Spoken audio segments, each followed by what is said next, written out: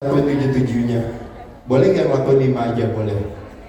Boleh nggak ngelakuin 3 aja untuk bisa dapat 20 Februari turun berat badan? Boleh. Nah hari ini karena teman-teman nungguin saya udah sampai larut malam maka saya kasih diskon besar-besaran. Diskon besar-besarannya adalah teman-teman cukup jalanin dari 7 ini, pilih 1 aja. Tanggal 20 gak ada cerita teman-teman, pasti tuh turun berat badan. Setuju? Oke, kita mulai belajar sama-sama. Oke, langsung lanjut ya. Alasan kenapa saya suruh latihan beban ini yang saya cerita sama teman-teman sekalian kan, membayangkan Prudensial adalah sebuah perusahaan, membayangkan tubuh kita adalah sebuah perusahaan dimiliki oleh 5 pemegang saham. Ada pembuluh darah, kalau bisa seimbang. Ada organ tubuh kita, jantung, liver, hati kita, atau misalnya mungkin atau mungkin paru-paru kita semua kalau bisa sehat. Tulang mau kuat atau lemah? Otot berarti setara dengan penurunan 1-3% fungsi. Dulu bisa jalan jauh, bisa naik turun tangga, sekarang nggak kuat. Dulu tenaganya bisa bawa barang sendiri, sekarang nggak kuat. Dulu kecepatannya tinggi, gesit ya. Kenapa orang tua slow motion teman-teman sekalian? Selain karena bijaksana, karena tulangnya lemah. Nah jadi teman-teman sekalian, tulang lemah disebabkan karena apa? Karena terjadinya kelaparan akan daging. Itu yang disebut namanya sarkopenia bahasa Latinnya. Kelaparan menyebabkan kelaparan akan tulang, osteopenia. Akhirnya mengarahkan kita pada osteoporosis. Akhirnya menyebabkan terjadinya obesitas karena geraknya ini, dan obesitas akhirnya menjadi klaim daripada Prudensial Syariah di sini ya sebenarnya. Jadi teman-teman sekalian, kita harus ngatur pola makan kita dengan cara kita gerak. Jadi latihan beban bantu kita bakar gula. Latihan beban bikin gudang gula kita di badan, karena otot itu adalah gudang gula kita. CC mobil kita jadi tambah tinggi, tulang jadi tambah kuat. Yang tadinya kita makan karbo akan isi dalam sel, gara-gara kita latihan beban, akhirnya si otot kita bisa bilang sama si pankreas nggak usah kirim insulin, biaya penariknya ya, dan juga sinyal ke otak lebih optimal. Jadi teman-teman foto aja di sini, ini adalah kebermanfaatan daripada latihan beban ya teman-teman sekalian. Kenapa ibu-ibu bisa kepleset di kamar mandi? Gara-gara apa? Yang salah? Gara-gara lantainya satu, gara-gara sabunnya, bukan, gara-gara pembantunya, bukan, gara-gara menantunya ya, betul ya. Jadi salah menantunya ya. Nah teman-teman lihat di sini juga obat anti pikun. Kenapa bisa jadi obat anti pikun? Saya latihan beban bisa bikin obat anti pikun, karena ketika kita latihan beban kita membuat dua hormon besar yang disebut namanya BDNF, Brain Derived Neurotrophic Factor, dan Human Growth Hormone, yang bantu apa? Yang bantu untuk produksi, meningkatkan yang namanya modalitas pembentukan yang namanya sinapsis. Kalau tidak digunakan, if we don't use it, we lose it. Otak dan otot hidup dari makanan yang sama, yaitu adalah signal, dan signal 95% datangnya dari gerakan, dan setiap gerakan tidak diciptakan sama. Makanya kalau senangnya jalan kaki kenanya 1A, tapi kalau latihan kaki kenanya 2A, 2B, dan 2X. Orang yang sering jatuh di kamar mandi yang hilang itu adalah tipe 2A, 2B, 2X, bukan tipe 1A. Makanya kenapa orang semakin tua harus rajin latihan beban. Nah, proposal saya adalah sebagai berikut, teman-teman sekalian. Gunain badan sendiri. Buat teman-teman di sini kaum muslimin dan muslimah, apa yang dilakukan? Setiap kali sholat kelar, saya minta cuma 3 menit sampai 5 menit buat melakukan gerakan itu aja. 1 menit boleh push up, 1 menit boleh melakukan yang namanya squat, atau sekedar cuma lunges gini aja. 1 menit kelar, istirahat, lakuin 1 menit lagi, udah selesai. Bayangin sholat 5 kali, berarti olahraga sehari 5 kali, seminggu 35 kali. Gak ada alasan cerdas buat kita tidak olahraga. Setuju teman-teman? Ya, oke ya. Sekalian, apa yang membuat kita cepat kenyang? Jawabannya protein. Jadi kalau malam, kalau lapar, yang dimasukin adalah apa? Jangan masukin nasi, jangan masukinnya protein. Protein dapatnya dari apa? Paling sering kita makan? Paling sering kita makan karbo. Begitu karbo masuk dalam mulut, dirubah menjadi gula. Gula masuk dalam darah, gula darah kita naik apa turun? Naik, bahaya atau nggak buat badan? Makanya harus diturun. Siapa yang turunin gula darah? Namanya insulin. Dia menurunkan gula darah ke baseline kita. Nah teman-teman lihat di sini, apa yang terjadi? Kalau saya makan protein dan lemak, gula darah saya naiknya pendek dekat sini. Tapi kalau saya makan karbo, gula darah saya naiknya. Pertanyaannya Mas Ade, emang so what gitu loh kalau seandainya gula darahnya naik? Masalahnya adalah semakin tinggi lonjakan gula darah melewati baseline tadi, semakin naik. Maka ketika diturunkan oleh insulin, maka apa yang terjadi? Semakin curam. Memang kenapa kalau semakin curam? Kenapa Mas Ade? Jawabannya masalahnya ketika makin curam terjadi instruksi apa? Yang namanya lemes, yang namanya ngantuk, yang namanya dimakannya teman-teman terutama habis makan siang atau kadang-kadang udah habis makan malam kenyang, hanya nunggu 1,5 jam langsung ngantuk. Kenapa itu terjadi? Jawabannya karena terjadinya curamnya penurunan gula darah. Kita makan jam 8, 9, setengah 10 gula darahnya diturunin. Untung jam 10 ada coffee break. Naik lagi ke atas ya. Begitu naik ke atas, kira-kira jam setengah 12 gula darahnya mulai turun. Untung ada makan siang. Naik lagi ke atas. Habis itu kira-kira di jam 2, setengah 3 dia udah mulai ngantuk lagi, tapi untung ada coffee break jam 3. Naik lagi. Dan terakhirnya di sekitar jam setengah 5 udah mulai ngantuk, untung udah boleh pulang dari kantor, udah bisa lanjut lagi ke kopi kenangan. Naik lagi dia. Terus habis itu mulai ngantuk, langsung makan malam, naik lagi. Habis itu baru teman-teman tidur. Teman-teman lihat di sini berapa istilahnya lonjakan gula darah yang terjadi. 1, 2, 3, 4, 5, 6. Yang sebelumnya hanya cuma 3 atau cuma 2. Nah di sinilah makanya kenapa terjadi kalori surplus. Lihat, hobinya makan roti, mie, kue kering, kue basah, kerupuk, keripik, ya bener ya. Tadi yang dimakan sama teman-teman tadi malam barusan ya, betul ya. Nah ketika kita makan, gula darah kita naik apa turun? Waktu naik apa yang terjadi? Pankreas kita merilis hormon namanya insulin atau yang dikenal yang namanya GRAP dan Gojek yang ambil kelebihan gula tadi. Dia ambil tujuannya apa? Dia buat turunin gula darah kita. Teman-teman, secara logika Mas Ade katanya kalau saya makan karbo, gula darah saya kan jadi naik, kan diturunin. Karena kan bahaya gula darah naik, itu bahaya buat sistem syaraf. Jadi harus diturunin balik lagi ke 90-100 mg desiliter darah. Tapi teman-teman lihat di sini. Kalau saya disuruh puasa sama Mas Ade, berarti gula darah saya turun dong. Tapi hebatnya badan kita melalui alpha cell, dia mengirilis hormon namanya produksi glukagon, malah naikin gula darah. Jadi teman-teman jangan pernah takut untuk terjadi hipoglikemia kalau nggak makan, karena badan kita punya glukagon. Tapi poin dari cerita ini adalah tadi teman-teman habis makan roti, mie, kue kering, kue basah, kerupuk, keripik, nasi, kentang, apalagi yang lainnya. Nah teman-teman kita lihat gulanya dibawa kemana sih? Nah teman-teman kita lihat di sini. Insulin bawa gula kemana? Dia bawa ke gudang gula di badan kita. Gudang gula di badan kita itu ada liver, ada otot rangka. Saya tanya, liver di hati kita ruangannya luas apa sempit? Betul. Otot rangka kita luas atau sempit? Jawabannya tergantung. Kalau dia rajin latihan beban, maka dia bisa menampung sampai bisa 2000-an. Tapi kalau liver nggak bisa dilatih, dia cuma 100. Nah poin dari cerita ini adalah teman-teman nggak pernah latihan beban, teman-teman livernya terbatas, akhirnya nasi, roti, kue, gula pasir itu nggak ada lemaknya. Tapi begitu dimasukin ke dalam tubuh kita, kenapa jadi lemak? Bukan jadi lemak, tapi karena tidak dipakai, disimpan di dalam sel lemak. Makanya kenapa disebut terjadi kreasi gara-gara makan karbo. Insulin hadir, Grab dan Gojek hadir, maka dia pasti akan. Tapi kalau teman-teman latihan beban, ini bisa dibalikin ke otot.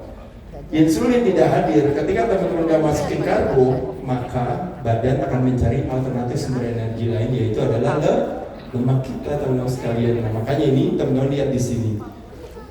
Kerjanya makan karbo terus, lama-lama kapasitas lemak kita terbatas, produksi insulinnya terus berlebihan. Makanya disebut namanya hyperinsulinemia.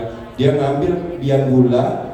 Nah dia bawa nih ceritanya sel di dalam tubuh kita, selnya kita udah penuh tapi diketok terus karena teman-teman makan terus karbonya. Nah akhirnya makanya terjadilah sel menolak untuk menerima gula tadi. Nah makanya kenapa akhirnya dibalikin lagi ke luar. Makanya kenapa gula darah teman-teman begitu dites ternyata fasting glukosnya naik, dan pada saat itulah terjadi berbagai penyakit disease, diabetes tipe 2, stroke, apa yang menjadi klaim daripada permasalahan di prudensial ya. Segala yang berhubungan dengan strategi bakar lemak selalu kuncinya cuma satu, bagaimana mengatasi supaya kita tidak lapar.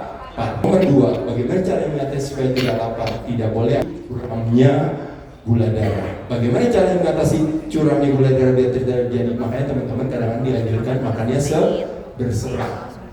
Makanya kenapa orang bisa sampai jualan suplementasi terat? Alasannya apa? Alasannya cuma jagain supaya biar gula darahnya nggak naik. Nah, caranya dengan yang alami. Makanya ubi, singkong, nasi merah. Misalnya kalau teman-teman roti gandum atau apa, seratnya lebih banyak. Sayur seratnya tinggi juga. Buah aja kadang-kadang secara alami seratnya tinggi juga meskipun manis juga. Nah, jadi yang alami daripada yang olahan. Makan dicampur itu udah bagus banget.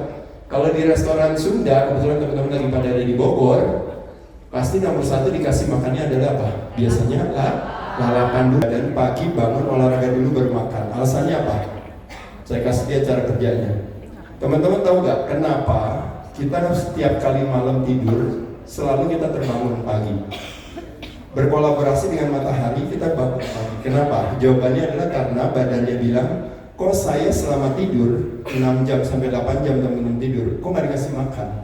Jadi ketika tidak ada asupan, badan jadi stres. Nah, stres makanya badan bangun, berkolaborasi dengan matahari, hormon tidur kita langsung turun, kortisol langsung naik. Nah, pada saat itu gula darahnya naik. Nah, makanya kenapa di pagi hari kalau kita tes gula darah kita kenapa naik? Itu sebenarnya normal, wajar. Itu disebut namanya dawn phenomenon atau fenomena fajar. Nah, begitu dia naik, otomatis kan tubuhnya bilang saya mau minta makan, tapi sama si Adera yang malah disuruh olahraga. Makanya tubuhnya kaget. Nah, makanya ada hormon adrenalin hadir, hormon of urgency, hormon kaget dia hadir. Kalau gitu ya udah Mas Ade, saya turunin aja gula darahnya. Udah itu badannya lebih pintar bilang, enak aja kamu turun gula darah, nggak bisa. Saya naikin lagi dengan glukagon. Oh ya udah kalau gitu saya pakai aja otot buat sumber tenaga. Enak aja, otot mahal. Saya jagain otot dengan produksi human growth hormone. Saya akan pakai lemak kamu sebagai sumber tenaga. Nah, jadi kesimpulan dari cerita ini teman-teman lihat di sini. 1, ada hormon stres kortisol di sana. 2, ada hormon adrenalin di sana. 3, ada hormon glukagon di sana. Ada 4, ada hormon HGH. Teman-teman, inilah berbagai hormon yang ngumpul kita stres by design kita ciptakan pada saat pagi hari. Plus ditambah teman-teman pagi bangun cuma minum kafein aja, kopi aja atau teh aja. Apa yang terjadi dengan kumpulan hormon stres yang disebut katekolamin ini berkumpul bersama, dia mengaktifasi satu area di tubuh kita yang apa? Yang menggunakan molekulnya itu namanya trigliserida. Tri jadi di, jadi 2, jadi mono, jadi 1. Apa yang terjadi teman sekalian?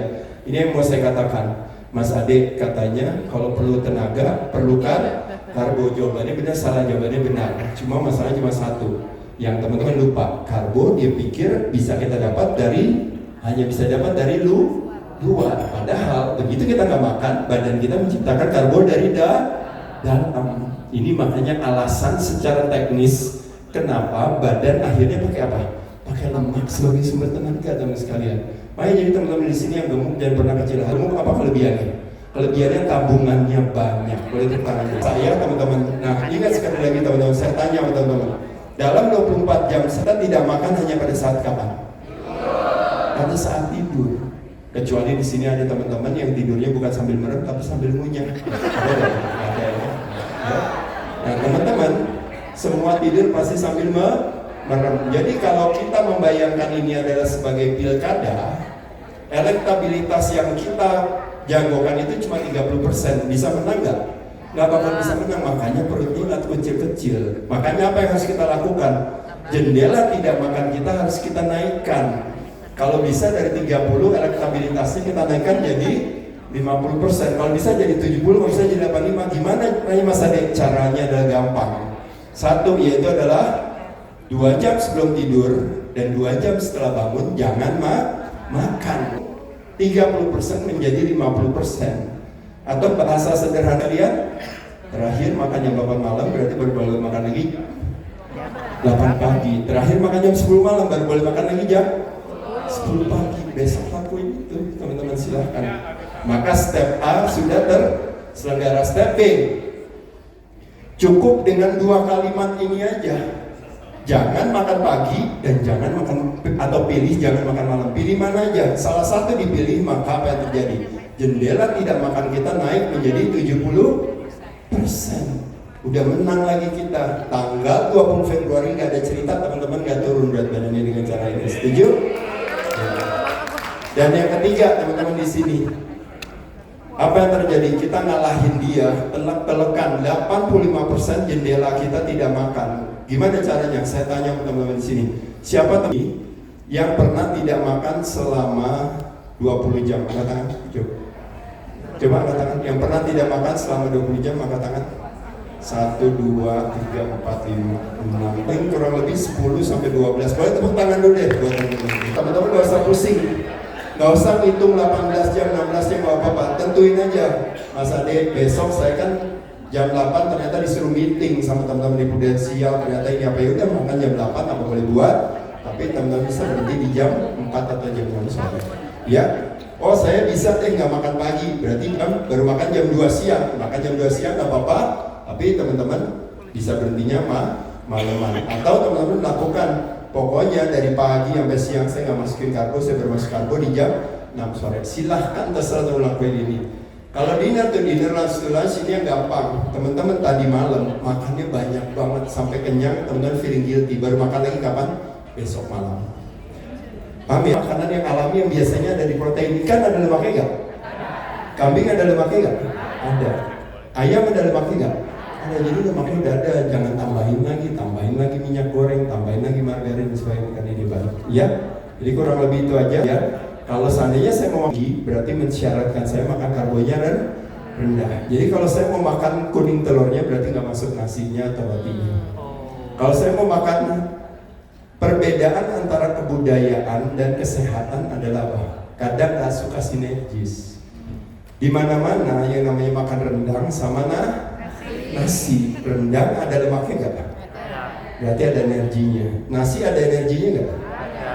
Energi ketemu energi, double energi, makanya makan rendang sama nasi jadi gemuk. Ya, ada motivasi saya ajak teman-teman sekalian. Jadi teman-teman sekalian, jangan pernah kecil hati. Tubuh kita itu adalah sebenarnya, lihat di sini, kita adalah bukan single entity, tapi kita adalah komunitas entity karena kita adalah kuman yang dibalut oleh kulit. Cuma perbedaannya kuman kita sama kuman yang ada di ruangan di Aston ini, kuman yang ada di ruangan di Aston ini tidak punya komandan. Kita kumannya punya komandan. Jadi badan kita kumannya jumlahnya triliunan, tapi punya satu komandan. Komandannya adalah Central Nervous System, atau dikenal namanya CNS, atau dikenal dengan namanya sistem syaraf, atau kalau bahasa Indonesianya persepsi. Cara pandang kita mempengaruhi instruksi ke badan. Kalau teman-teman mengadopsi ketakutan dan kecemasan, maka badannya akan berproteksi. Kalau teman-teman mengasumsikan sesuatu sebagai kebaikan, maka badannya akan rileks dan tumbuh berkembang. Saya tanya teman-teman sekalian, puasa bikin asam lambung naik, benar apa salah? Benar apa salah?